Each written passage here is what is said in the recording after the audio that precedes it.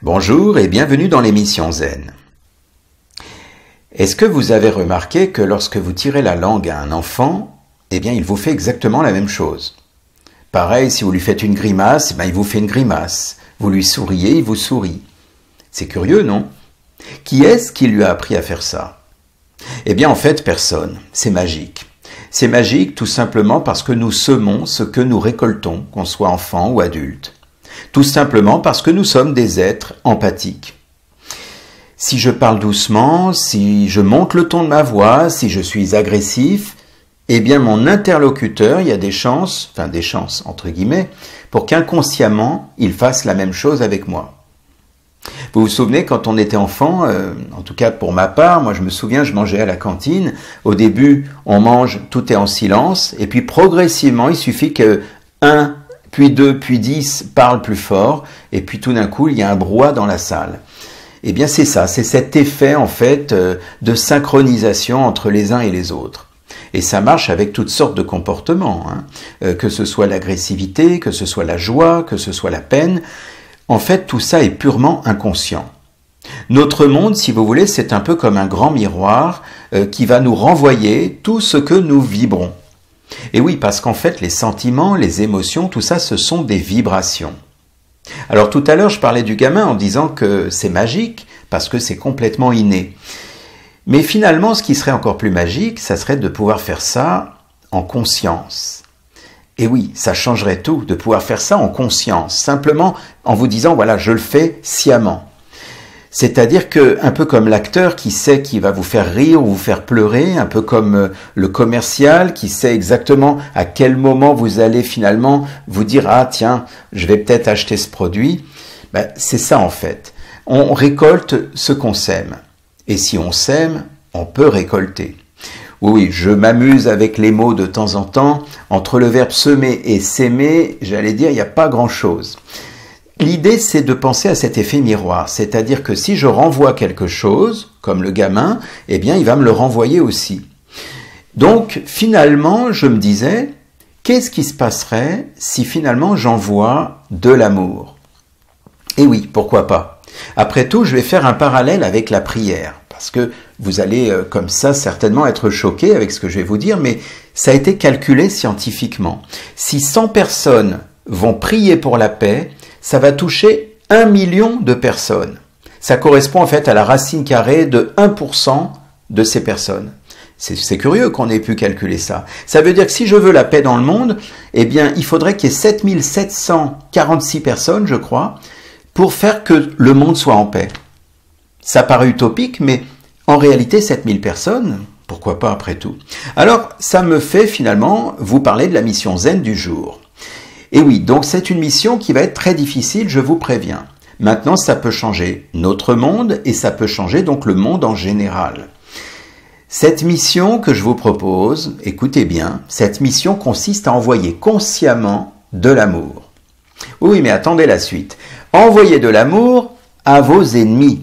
Alors vous pouvez le faire à vos amis, mais envoyez aussi à vos ennemis. Et c'est là que vous devez vous dire que je suis tombé sur la tête. Mais je vais vous expliquer. Comme je vous ai dit tout à l'heure, vous n'allez pas finalement, parce que vous pourriez vous dire, oui mais moi je le déteste, il est hors de question que j'envoie de l'amour.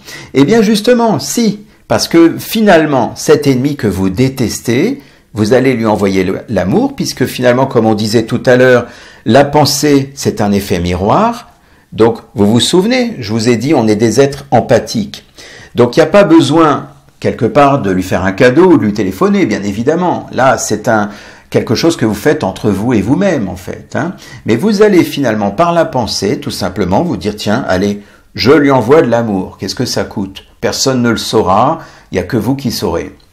Comme j'ai dit tout à l'heure, on a ce pouvoir magique, finalement, à l'intérieur de nous, de faire les choses en conscience. C'est-à-dire que si je combats mon ennemi, forcément, en effet miroir, il va me combattre. Donc, si j'envoie de l'amour, vous comprenez l'histoire. Et du coup, vous allez imaginer ce pouvoir qui est en vous, ça va pouvoir se répandre même avec vos ennemis. Vous vous souvenez l'histoire du miroir tout à l'heure, je vous en ai parlé, plusieurs fois même. Donc finalement, tout ça va vous être renvoyé en miroir. C'est-à-dire que finalement, ça vous renvoie en miroir et vous êtes vous-même le miroir des autres. Donc quelque part, si on envoie de l'amour, on reçoit de l'amour et vice et versa. Donc cette personne qui est agressive, qui est sadique, qui est provocatrice, finalement c'est quoi? C'est qui?